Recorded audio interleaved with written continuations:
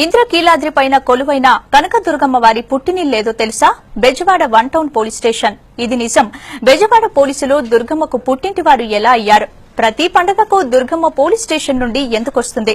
ప్రతి పండుగకు మొదటి పూజ పోలీసులు ఎందుకు చేస్తారు? తమ ఇంటి ఆడపడుచులా అమ్మవారికి మొదటి చీర సారే ఇవ్వడం వెనకాల ఉన్న పరమార్థమేంటి? Watch the story.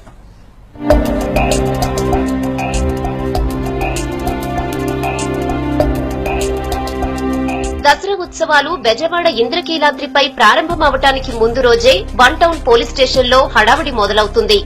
ఆ స్టేషన్ ఆవరణలో ఉన్న రావి చెట్టునే అమ్మవారి రూపంగా భావిస్తారు. అమ్మవారి పుట్టిల్లు ఇదేనని ఇక్కడి స్థల పురాణం చెప్తోంది. బెజవాడ 1 టౌన్ పోలీస్ స్టేషన్ ఇది. 1 టౌన్ పోలీస్ స్టేషన్ ఆవరణలో ఉన్న రావి చెట్టు ప్రాంతం ఇది. ఈ రావి చెట్టుకి ఎంతో ప్రాముఖ్యత ఉంది. ఈ రావి చెట్టుని ఎంతో పవిత్రంగా ఇక్కడ ప్రజలు పోలీసులు చూస్తారు. అమ్మవారి పూజ, మొదటి పూజ ఈ రావి చెట్టు దగ్గర జరుగుతుంది. అమ్మవారి పుట్టిల్లుగా ఈ రావి చెట్టు ప్రాంతాన్ని భావిస్తారు. అమ్మవారిని ఇక్కడి నుంచే మొదటిగా ఈ చెట్టుకు పూజ చేసి, చెట్టు దగ్గర అమ్మవారు కొలువై ఉన్నారని ఆ అమ్మవారికి పూజ చేసి ఇక్కడి నుంచి కొండకి తీసుకుని వెళ్తారు. కొండకి అమ్మవారిని తీసుకుని వెళ్లిన తర్వాతే, పోలీసులు తీసుకుని వెళ్లిన తర్వాతే దసరా ఉత్సవాలు ప్రారంభమవుతాయి. నగర పోలీస్ కమిషనర్ ఆధ్వర్యంలో జరిగే ఆ పూజలో అమ్మవారిని తమ ఇంటి ఆడపడుచుగా భావిస్తారు పోలీసులు. తరువాత ఆమెకు చీర, సారె తీసుకుని కొండకు వెళ్తారు.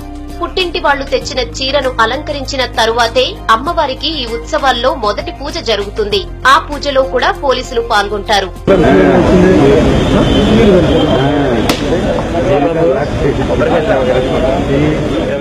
ఆయన కళలో కనిపించి ఇంద్రకీలాద్రి ప్రతిష్ఠించినట్టు ఆ రోజు నుంచి వారు కనదుర్గ అమ్మవారు పోలీసుల యొక్క ఆడపడుచుగా గుర్తించి పోలీసు వారు ఇచ్చినటువంటి మొదటి చీరని అమ్మవారికి అలంకరించిన తర్వాత పోలీసు వారికి మొదటి దర్శనం ఇచ్చిన తర్వాతనే ఉత్సవం స్టార్ట్ అవుతున్న ప్రతిదీ ఆనాటి నుంచి ఈనాటి వరకు విధిగా జరుగుతుంది. తరతరాలుగా ఇంద్రకీలాద్రిపై వస్తున్న ఆచారం ఇది. ఇప్పుడున్న వాళ్లల్లో సగానికి పైగా ఎవ్వరికి ఎందుకు ఈ విధంగా జరుగుతుందని అంటే చెప్పలేరు, కానీ ఇది మాత్రం ఆనవాయితీ అని అంటారు. దీని వెనకాల పెద్ద కథే ఉంది.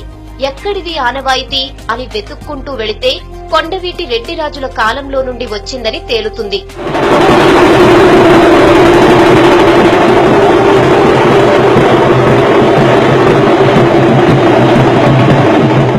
అప్పట్లో బెజవాడ అనే పట్టణమే లేదు. అప్పుడది అటవీ ప్రాంతం. కృష్ణానది ఒడ్డున జాలర్లపల్లె మాత్రమే ఉండేది.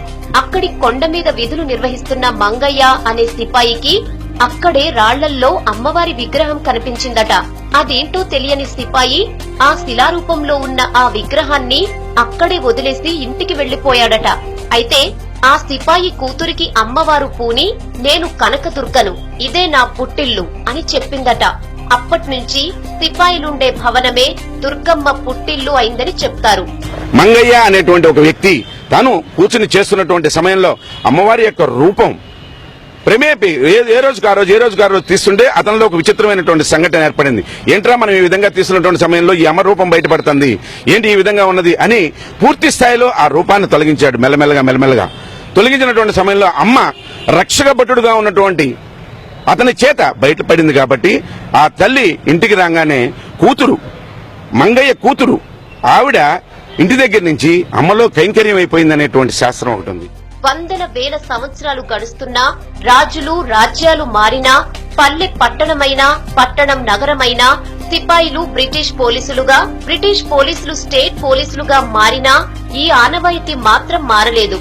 కొండ ఉన్న 1 టౌన్ ప్రాంత పోలీస్ స్టేషన్ అమ్మవారి పుట్టిల్లుగా మారింది. అక్కడ ఉన్న రావి చెట్టును ఆమె రూపంగా కొలుస్తారు. నిత్య పూజలు జరుగుతాయి. దసరా ఉత్సవాల ముందు పుట్టింటి నుండి కొండకెళ్లి పూజలందుకుని చివరి రోజు తెప్పోత్సవం ముగిసిన తర్వాత తిరిగి పుట్టింటికి వచ్చి కాస్త సేద తీరి మరలా చీర, సారె తీసుకుని అమ్మవారు కొండెక్కుతారు.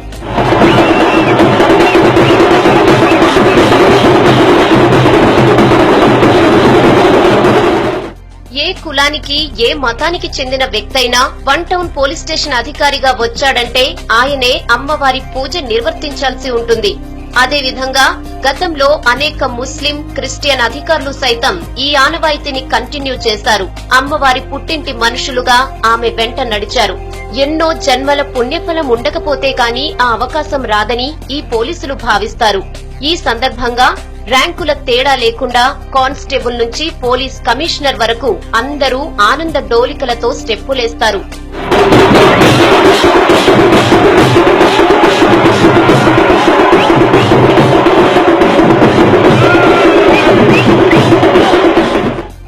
ఆనవాయితీ పోలీసుల నుండి తీసుకోవటానికి గతంలో అనేక వ్యాపార వర్గాలు, రాజకీయ ప్రముఖులు ప్రయత్నించి అమ్మవారి ఆగ్రహానికి గురయ్యారని చెప్తారు. తాము కాకుండా మరెవ్వరూ ఈ ఆనవాయితీని పాటించాలని చూసినా అమ్మవారి ఆగ్రహానికి గురికాక తప్పదంటున్నారు పోలీసులు. అయితే కూడా దానికి కూడా సాయంత్రం 6 గంటలకే పోలీసు వారినే యూనిఫామ్ మీద వస్తున్నారు. పోలీసు వారే భక్తిగా ఉండి అమ్మవారిని దింపి నగరం మొత్తం ఊరేగించి పైకి తీసుకెళ్లి అమ్మవారి స్థానంలో ఉంచుతున్నారు. అది ఎవరికి పోలీసుకే దక్కింది. పబ్లిక్ ఎవరు కూడా వచ్చేసి పట్టుకోవడం కానీ లేకపోతే ఇంకోటి కానీ అవకాశం లేదు. అది మాకు దక్కిన గౌరవం. పోలీసు అనేది ఎందుకు అమ్మవారికి ఉన్న అవినావ సంబంధం ఏంటంటే అదే నిదర్శనం. ఇంకా మేము ఇక్కడికి ఈ ఉద్యోగంలో పోలీసు ఉద్యోగంలోకి వచ్చి 7 years అవుతుంది సార్. ఇక్కడికి వచ్చిన కాడి నుంచి ఎన్నోసార్లు మేము ఎన్నో విధాలుగా ఈ ఉత్సవాల్లో పాల్గొనడం జరిగింది. అయితే ఇక్కడ ఎస్హెచ్ఓగా రావటం అనేది అమ్మ దయ కృప అన్ని కలిగి ఉంటేనే ఈ ఎస్హెచ్ఓగా చేయగలుగుతారు. రెండోది ఇక్కడ చేయాలి అనే అదృష్టం జన్మల వాళ్ళ తల్లిదండ్రులు కానీ వాళ్ళు చేసుకున్నటువంటి మంచి ప్రతిఫలము, వాళ్ళు మంచి సేవా కార్యక్రమంతో ఉన్న వాళ్ళు మాత్రమే ఇక్కడికి రాగలుగుతారు. వేద పండితులు సైతం అమ్మవారికి పోలీసులకి మధ్య అనుబంధాన్ని వివరంగా చెప్తారు. ఆయుధ పూజ చేసే సమయంలో పోలీసుల వెంట అమ్మవారు ఉంటారని అంటున్నారు. దసరా పండక్కి పుట్టింటికి కూతురు వస్తే తండ్రి ముఖంలో కనపడే ఆనందం వ్యక్తమవుతుంది పోలీసుల్లో.